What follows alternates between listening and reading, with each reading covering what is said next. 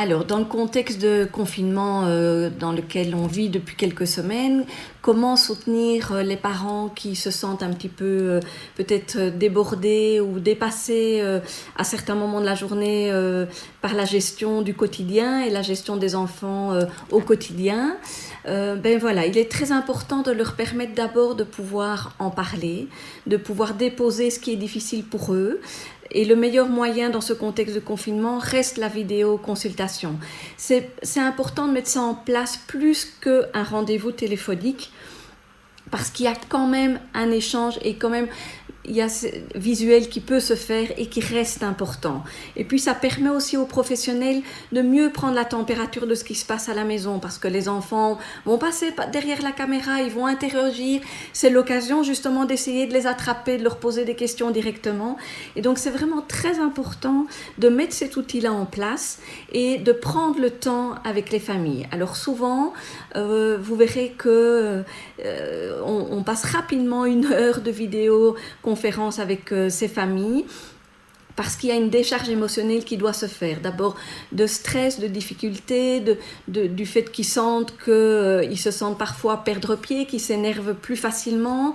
Il y a parfois la honte aussi rattachée à ça, du fait qu'ils entendent, ils voient sur les réseaux sociaux que beaucoup de parents sont très créatifs et très imaginatifs et eux ne se retrouvent pas dans cette capacité-là. Surtout les familles monoparentales. Et donc c'est important de les déculpabiliser, de prendre le temps avec eux, de pouvoir verbaliser ça, et puis de prendre le temps avec eux aussi, de réfléchir à des petites choses concrètes qu'ils peuvent mettre en place.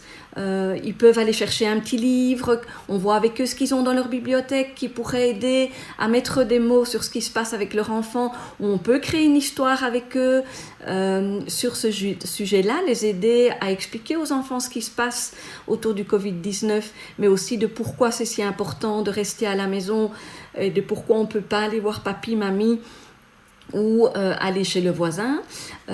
Donc voilà, c'est aussi intéressant de voir avec eux parce qu'on peut avec 3 bouts de ficelle vraiment aider ces familles à verbaliser mieux les choses.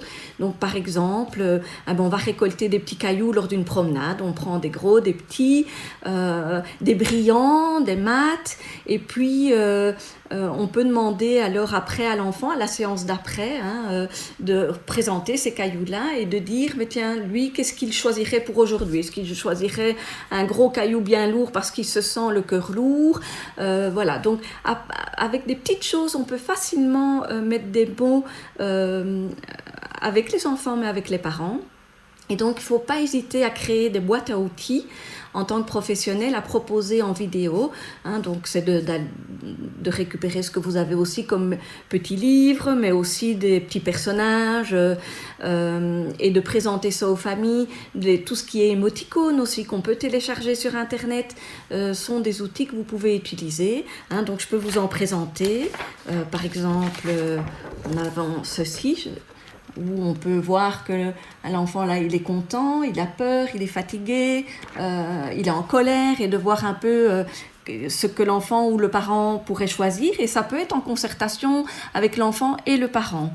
Mais on peut aussi voilà, là il y a un exemple de boîte que mes collègues ont mis en place. Donc vous voyez toutes sortes de petits personnages, les cartes d'émotion et une voiture de pompiers, enfin voilà, la police. Et ça permet de créer des histoires et de rendre les vidéoconsultations nettement plus dynamiques.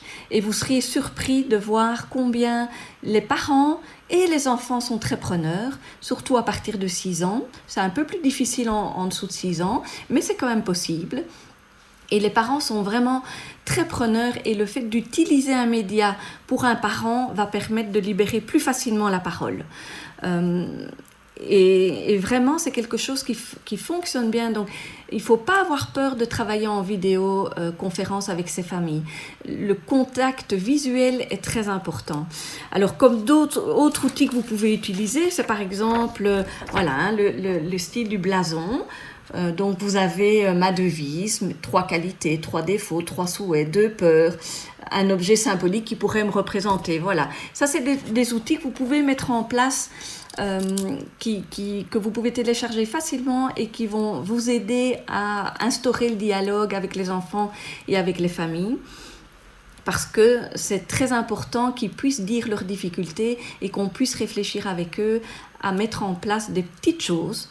Alors, ça peut être de sortir promener à certains moments, de ne pas avoir peur de téléphoner à la direction de l'école pour demander une place en garderie. Et en tant qu'équipe SOS Enfants ou n'importe quel professionnel, on peut soutenir les demandes de ses parents pour qu'ils puissent souffler au moins quelques heures par jour.